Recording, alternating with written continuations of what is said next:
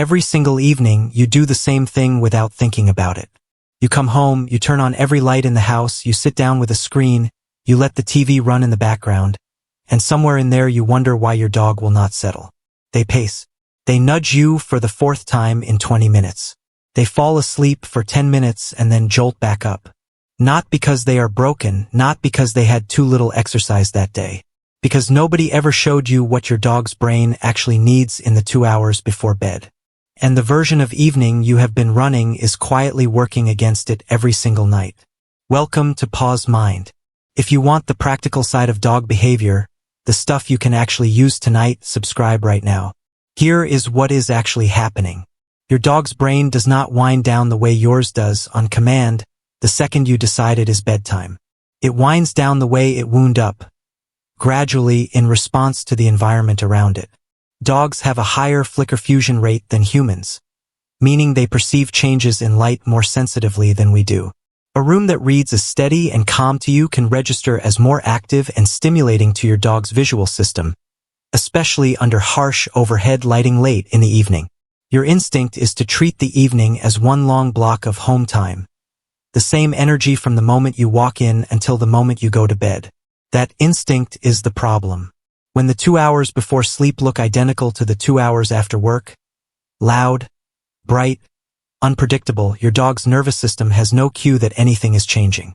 There is no signal to downshift, so it does not downshift.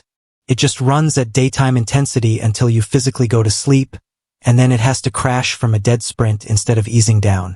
Research on canine sleep behavior has consistently pointed to one factor above almost everything else: consistency of routine. Dogs that have a predictable pre-sleep sequence settle faster and wake less during the night than dogs whose evenings are irregular. Not because of any single magic trick, but because predictability itself is calming to a dog's brain. Uncertainty keeps them alert. Routine tells them it is safe to let go. The system. Component 1, environment setup. Starting roughly 90 minutes before your dog's usual bedtime, dim the lights in the rooms you actually use. You do not need blackout conditions. You need a visible, consistent drop from daytime brightness to something softer. Lamps instead of overhead lights. If the TV is on, keep it lower in volume than during the day. What you are removing is the sensory load that keeps their system scanning the room instead of settling into it. What not to do. Keep every light blazing until the exact minute you personally go to bed and then flip everything off at once. That is not a wind down. That is a light switch. Your dog's brain needs the gradient, not the cliff. Component 2, the core behavior rule. The last 30 to 45 minutes before bed should be genuinely low-key. No wrestling, no fetch, no amped-up play sessions, no visitors coming through the door. This is the one non-negotiable piece.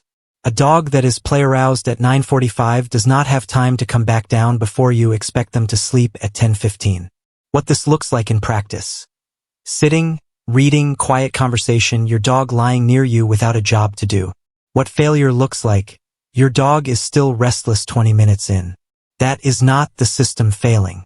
That is your dog telling you the wind down needs to start earlier, or that something in the last hour, exercise, feeding, a stressful event, pushed them higher than usual.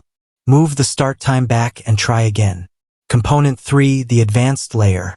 Once the low-key window is consistent, add a specific closing cue. This can be as simple as the same few words in the same tone every night, paired with turning off one particular light or closing one particular door.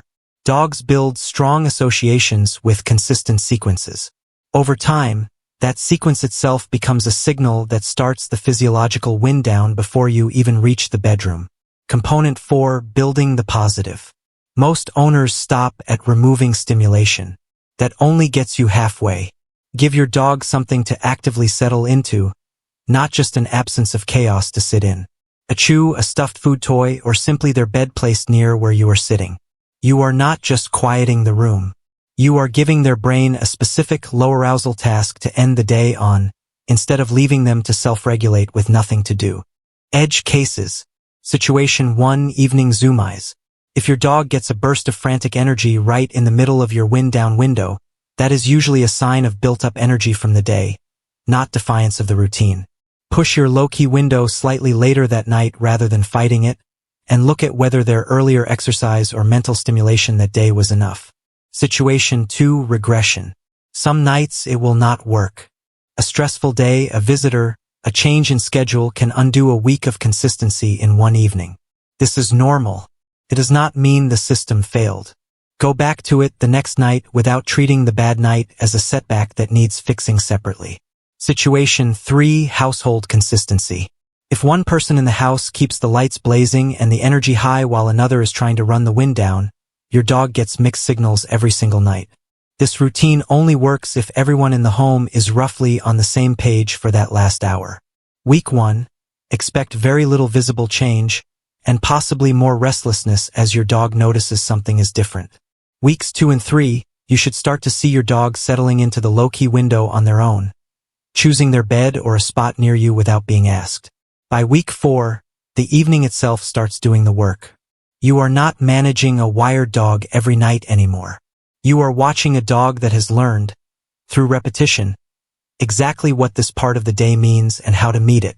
None of this requires special equipment or a dramatic change to your life.